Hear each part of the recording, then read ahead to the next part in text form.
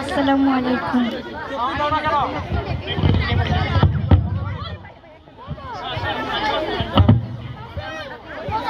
বুশরা, আপনি কি আমাকে দেখতে ও শুনতে পাচ্ছেন?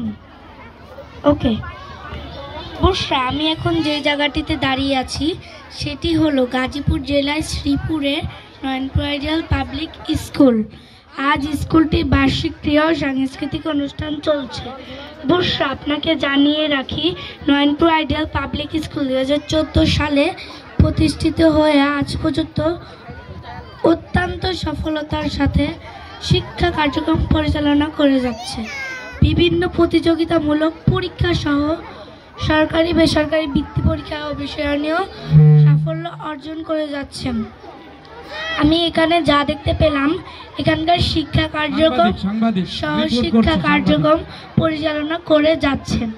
আমি এখন প্রতিষ্ঠানের সুদক্ষ পরিচালক ও প্রধান শিক্ষক জনাব মোহাম্মদ কফিল উদ্দিন খান বিএসসি স্যারের সাথে কথা বলছি। আসসালামু আলাইকুম স্যার। ওয়ালাইকুম সালাম।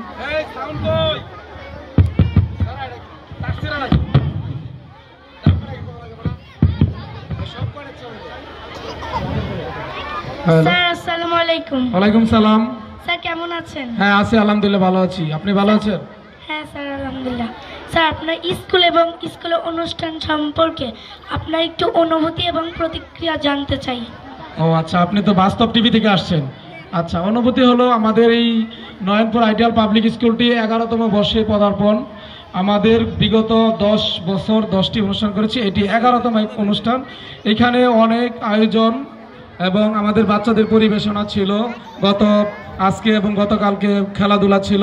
আপনি জানেন, আপনি যেটি জানতে চাইছিলেন যে আমাদের মাঝে প্রধান অতিথি হিসেবে উপস্থিত থাকবেন দক্ষিণ এশিয়ার বৃহত্তম রাজনৈতিক সংগঠন বাংলাদেশ জাতীয়তাবাদী দল বিএনপির কেন্দ্রীয় নির্বাহী কমিটির সহ স্বাস্থ্য বিষয়ক সম্পাদক, এই এলাকার মা মাটি মানুষের প্রিয় নেতা, গাজীপুর 3 আসনের ধানের শীষের কর্ণধার জনাব অধ্যাপক doctor S M Rafiqul Islam Bachchu সাহেব, এবং সভাপতিত্ব হিসেবে এই অনুষ্ঠানটিতে যিনি সভাপতিত্ব করছেন নয়নপুর আইডিয়াল পাবলিক স্কুলের প্রতিষ্ঠাতা এবং চেয়ারম্যান 2 নং গাজীপুর ইউনিয়ন বিএনপির সিনিয়র সহসভাপতি এবং শ্রীপুর উপজেলা বিএনপির বিপ্লবী যুগ্ম সম্পাদক, এই এলাকার মাটি মানুষের প্রিয় নেতা জননন্দিত জননেতা জনাব এনামুল হক মনি সাহেব।